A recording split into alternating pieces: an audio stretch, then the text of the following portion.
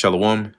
First and foremost, I want to give all praises, honor, and glory to Yahweh, Bahasham, Yahweh Shai, Bahasham, Ruach HaKodesh.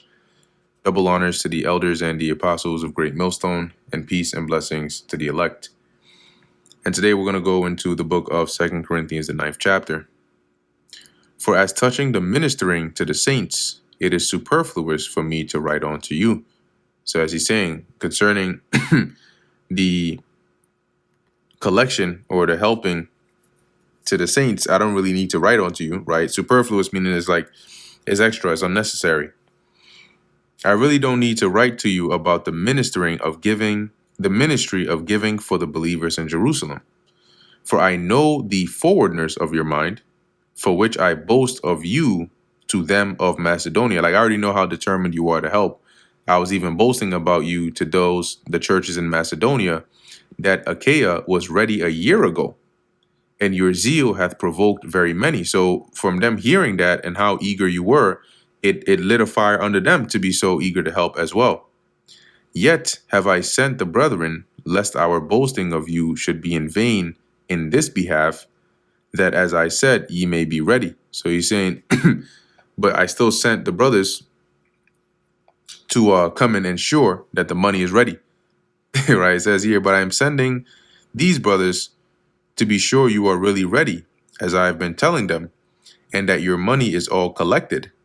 I don't want to be wrong in my boasting about you. Because if I said all these good things about you, and then, as he's going to say, verse 4, less happily, if they of Macedonia come with me and find you unprepared, we, that we say not ye, should be ashamed in the same confident boasting. So if those that heard me boast about you came along and they see that what you were saying that they were ready a year ago, some of them don't even have anything. What's going on here?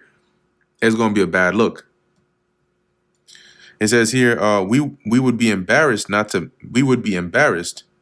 mention your own embarrassment if some Macedonian believers came with me and found that you weren't ready at all. You weren't ready after all I had told them.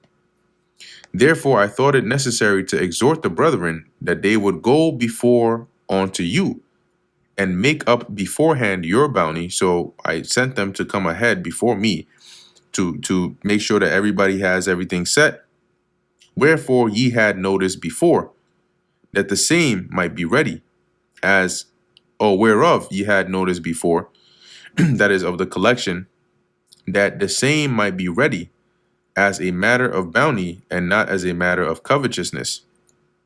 So I sent them to make sure you have all the, everything ready. NLT. So I thought I should send these brothers ahead of me to make sure the gift you promised is ready.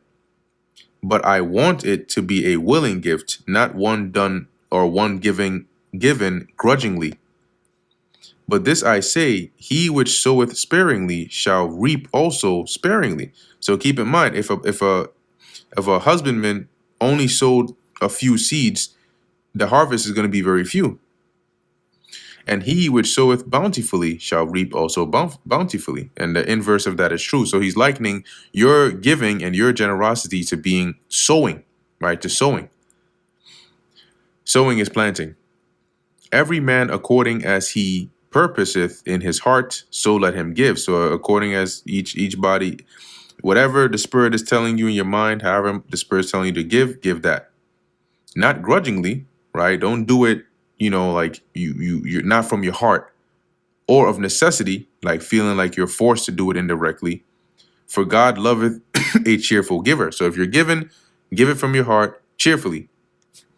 And God is able to make all grace abound toward you, that ye always having all sufficiency in all things, may abound to every good work.